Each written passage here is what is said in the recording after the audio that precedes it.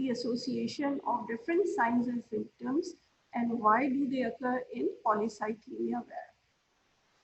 So before that, basically polycythemia vera is included in an umbrella term which is MPN or myeloproliferative neoplasia. What is MPN? It is the clonal proliferation of multipotent stem cells. Those cells which have the ability to differentiate into RBCs, WBCs, and platelets. They are mutated and result due to which there is increase in the cell lines, which could be either one or more than one. These types include chronic myeloid leukemia, which we know is increase in the granulocytic precursors, polycythemia vera, which is mainly increase in the red cell line, but it can also have increased TLC and platelets. Then we have essential thrombocytosis, in which selectively platelet counts are increased. And then ultimately we have this primary myelofibrosis, which you can say is the spent phase, because the bone marrow may develop ultimately fibrosis as all the hemopoietic cells are replaced by fibrous tissue. And all these other subtypes can transform into myelofibrosis as well. So today we will concentrate only on polycythemia vera. Before that, this is a slide which I shared earlier with you people. And you can see that poly is more than one. Cythemia is the presence of blood cells. So increase in the blood cells. It could be either relative or absolute. The difference between the two is when there is relative increase in cells, it means that the other component of blood, which is plasma, is reduced. And hence it appears that red cells or other blood cells are increased. And low plasma volume is associated with number of conditions like dehydration, burns, acute volume loss, and all severe diarrhea. They can all give rise to relative polycythemia. In absolute polycythemia, it could be primary or idiopathic, where the cause is most of the time there is no cause behind it, and it could be secondary. We know that the normal mechanism of red cell production involves the presence of hypoxia, which is because of decreased RBCs or anemia. So the number of red cells are reduced, causing hypoxia, and this low oxygenated condition causes the release of a hormone called erythropoietin from the adrenals of the kidneys. And once they are released, they enter the bone marrow, where they affect the precursor cells of the erythroid progenitor lines, causing increased proliferation and production of red cells. So this is the normal feedback mechanism. In secondary absolute polycythemia, there is erythropoietin secretion, which is either appropriate, that is responding to normal hypoxia, or it could be excess production due to some erythropoietin secreting tumors. However, in primary absolute polycythemia, what happens is that due to certain mutation, the production of red cells, they become independent of the effect of erythropoietin. So excess cells are being produced without an increase in the erythropoietin secretion. Right, so this is the etiopathogenesis of polycythemia vera. We know that the normal mechanism is that this is the cell membrane over which there are certain receptors present, and they are connected through the membrane, these glycoproteins, which are mainly signal pathways. and there are receptors here as well. What happens is that usually these receptors are closed, but whenever there is a need for cell production, they open up. A cytokine or a growth factor or erythropoietin in case of polycythemia, it attaches to these receptors and it causes the activation of the JAK-STAT pathway. And this activation occurs by phosphorylation or attachment of a phosphate molecule which causes further activation of the signal pathways. So this is a normal mechanism which comes into play whenever there is anemia or a need for increased white cell production or increased platelet production.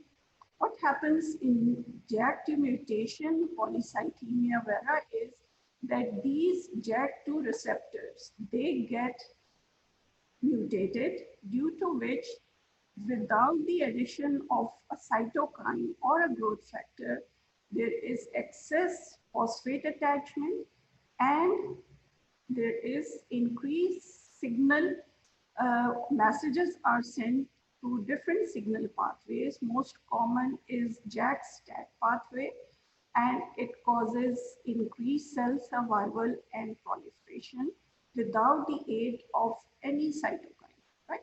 So in other words, it is a gain of function mutation because the normal function is to produce cells, and because of this particular mutation, the production or the functional activity is enhanced without the effect of erythropoietin. This results in increased production of well-differentiated and functionally active cells, which are red cells, WBCs, and platelets. So ultimately what happens is that overall the red cell mass increases along with an increase in the blood viscosity. We know that normally plasma is there, which contains plasma proteins, and the purpose of plasma is to make sure that the blood flow through blood continues to flow through our veins and arteries. To maintain the normal blood flow, we need a thinner or a diluted fluid, which is the plasma. But what happens when the red cell production is increased, there is decrease in the plasma and blood becomes more viscous. Basically, it is a disease of the old age with a male predominance. So what are the common signs and symptoms, right? Most common because of excess red cell production. The excuse me, the skin complexion changes to red. Okay? So there is facial plethora. Plethora is overall a ruddy complexion or redness of the face. The conjunctiva also becomes suffused because the conjunctival vessels are engorged with blood. Okay? In all sorts of myeloproliferative neoplasia, there is extramedullary hemopoiesis. So there is splenomegaly, which is seen in almost 70% of the patients with polycythemia vera, and sometimes they may have an enlarged liver as well. The other complication or symptom that I've mentioned earlier is increase in the viscosity of the blood or hyperviscosity. It results in headache, confusion, and blurred vision. Why is there blurred vision? Because the retinal blood vessels are engorged. Since they are thin, they tend to rupture and there is collection of blood or hematoma within the retina, thus due to which the vision becomes blurred. Then gout. We know that as the red cell turnover is high, there is increased production of purine, pyrimidine, and which results in increased uric acid production, giving rise to gout, and especially affecting the big toe of the feet. So these are some of the common manifestations of polycythemia vera. This is a very interesting chart that I came across. It tells you about the pathophysiology and ultimately the explains the symptoms which are associated with the whole mechanism of polycythemia vera. So initially there is JAK2 mutation, and it has been noted in almost 95% of the cases they are positive for this particular mutation. As a result of this mutation, the erythroid cell lines in the bone marrow, they become hypersensitive to erythropoietin. That is, even small quantities of erythropoietin tends to produce a larger response. Okay. So in these patients, what we see is that there is hyperplasia of the erythroid lineage in the presence of a low erythropoietin level. So when we go for a bone marrow biopsy, we get a hypercellular bone marrow involving all the three cell lines. So this excess production of red cells makes the blood viscous, and the number of increased RBCs, they ultimately make the skin appear reddish because the blood flow to the cutaneous tissue is increased. Hence, plethora or a red face is a common feature. Then, because of extramedullary hemopoiesis, there is splenomegaly. Increased red cell turnover causes breakdown of older cells, which release increased uric acid, and ultimately they are accumulated and precipitated in joint spaces, causing gout. Similarly, hyperviscosity is associated with reduced blood supply to the brain, causing repeated headaches and spells of dizziness. Retinal blood flow becomes abnormal and may cause rupture of the retinal vessels, and visual disturbances occur.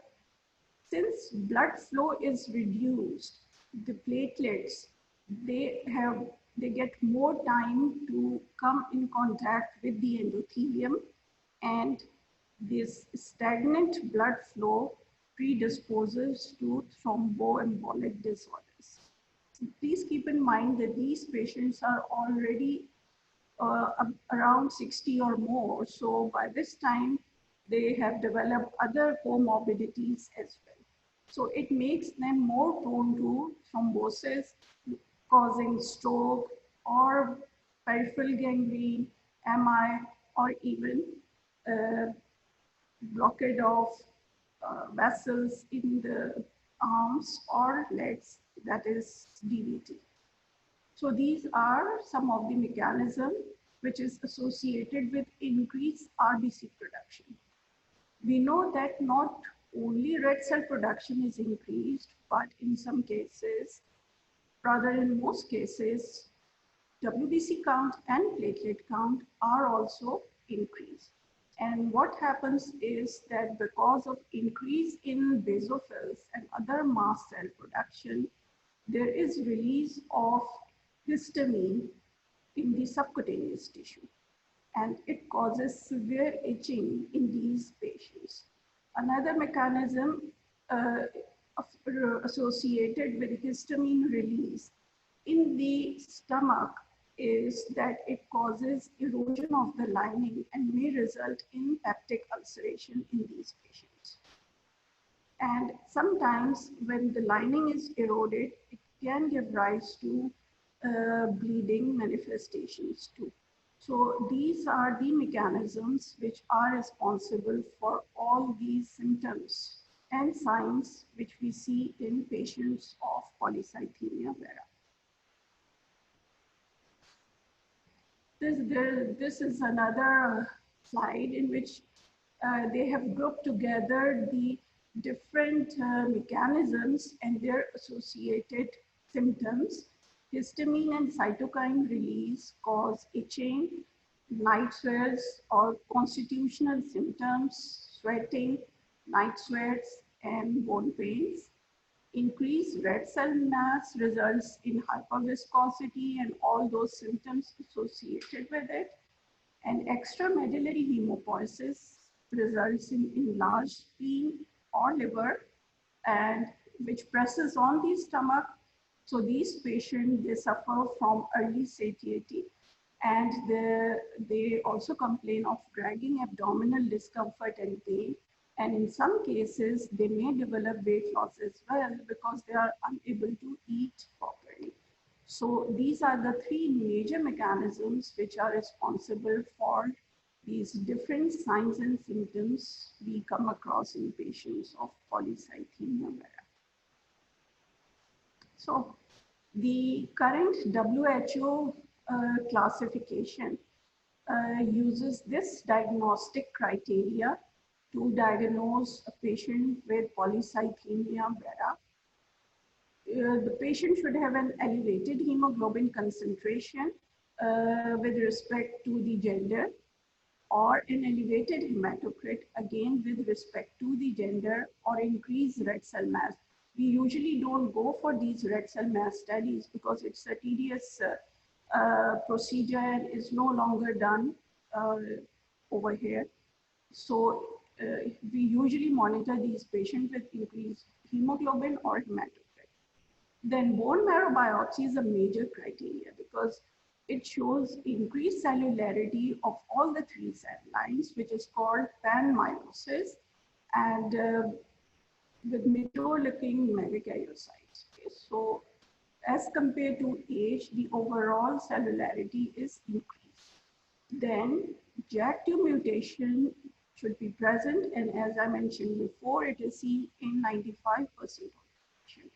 So if all these three criteria are met, or first two criteria with one minor criteria, which is, excuse me, which is subnormal serum erythropoietin level. This is very important because, you know, if erythropoietin level is increased, it means that it is not primary polycythemia vera. It is most likely either due to absolute increase in red cell mass because of appropriate or inappropriate erythropoietin secretion. So you need to have a less than normal erythropoietin levels. So either all the three major criteria should be fulfilled, or first two criteria along with one minor criteria needs to be fulfilled before we label a patient as a case of polycythemia vera. So this was all about the